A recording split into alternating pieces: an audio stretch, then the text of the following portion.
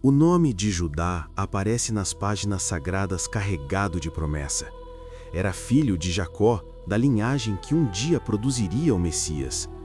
Mas antes que a promessa se cumprisse, havia uma história dentro da história, sombria, silenciosa e perturbadora.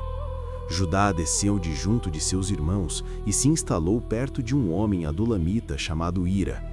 Ali, ele viu a filha de um cananeu chamado Suá e se casou com ela. Dessa união nasceram 3 filhos, Er, Onã e Selá. Quando Er cresceu, Judá tomou para ele uma esposa chamada Tamar.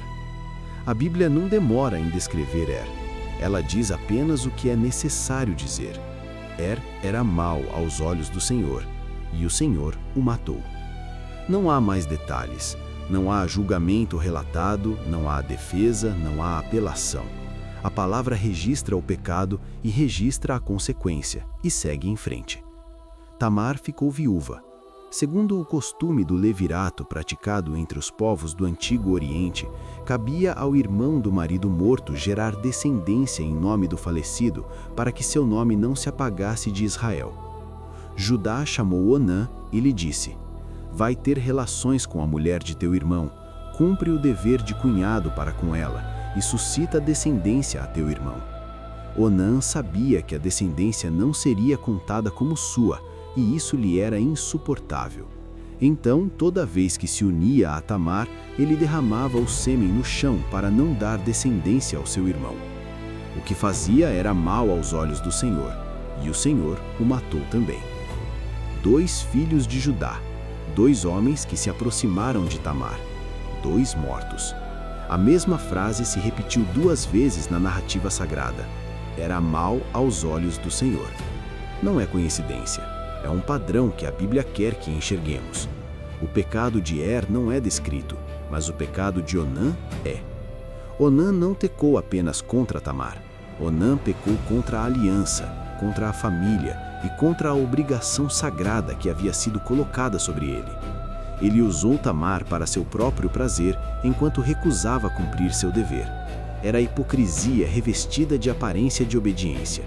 Ele estava lá, mas não estava presente. Ele fazia, mas não entregava. E Deus viu. Deus sempre vê. Judá ficou com 2 filhos mortos e uma nora viúva 2 vezes.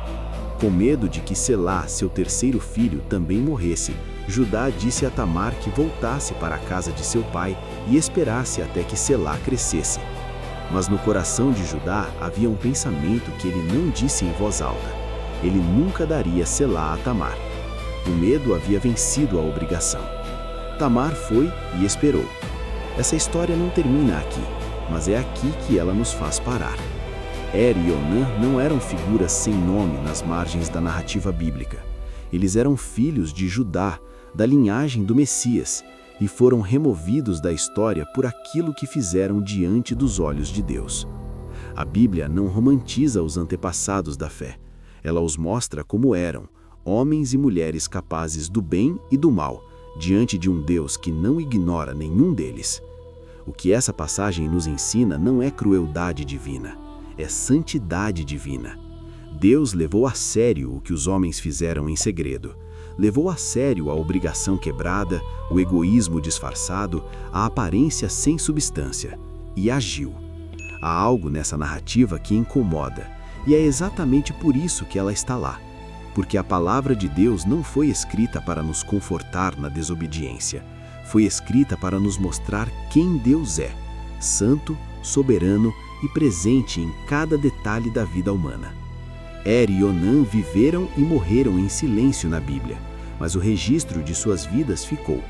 E o registro diz que Deus vê o que os homens fazem quando pensam que ninguém está olhando, e que nenhum pecado, por mais privado que seja, escapa ao seu olhar.